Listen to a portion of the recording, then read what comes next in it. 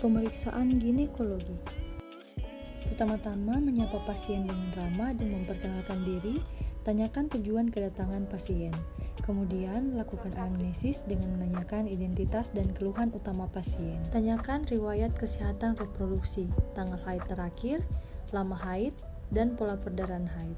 Tanyakan riwayat paritas, riwayat persalinan, riwayat kehamilan ektopik, nyeri yang hebat setiap haid, anemia yang berat, riwayat infeksi sistem genital, penyakit menular seksual, atau infeksi panggul, riwayat berganti-ganti pasangan, riwayat kanker serviks, riwayat obat-obatan, kontrasepsi, riwayat penyakit dahulu, dan riwayat penyakit keluarga.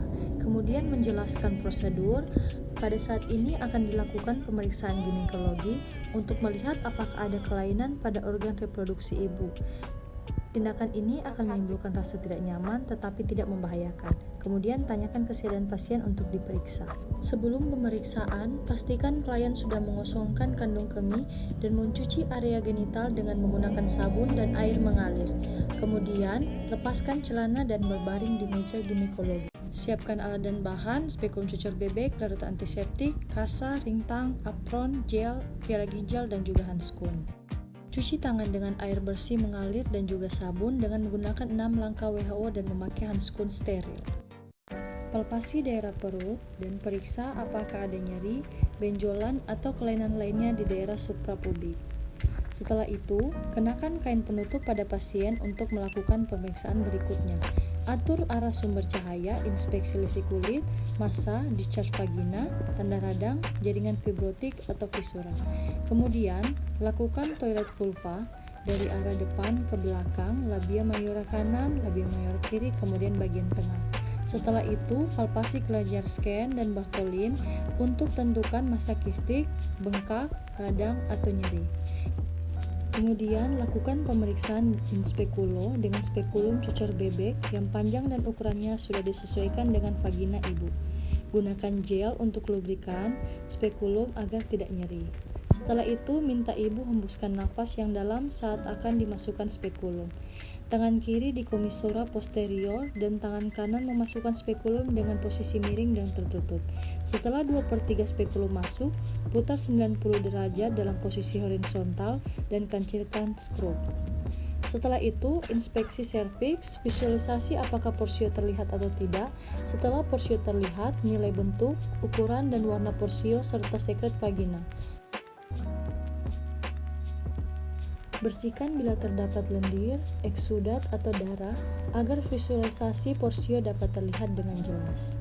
Kemudian, keluarkan spekulum dengan hati-hati dan letakkan kembali ke tempat semula. Pemeriksaan bimanual, pisahkan labia mayor dan minor dengan ibu jari dan jari telunjuk tangan kiri dari sisi atas.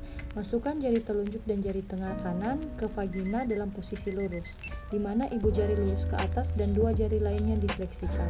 Letakkan ujung jari tangan kiri di suprasimfisis untuk menentukan arah, besar, dan konsistensi uterus. Kemudian tentukan konsistensi serviks, adnexa, dan parametrium kiri dan kanan.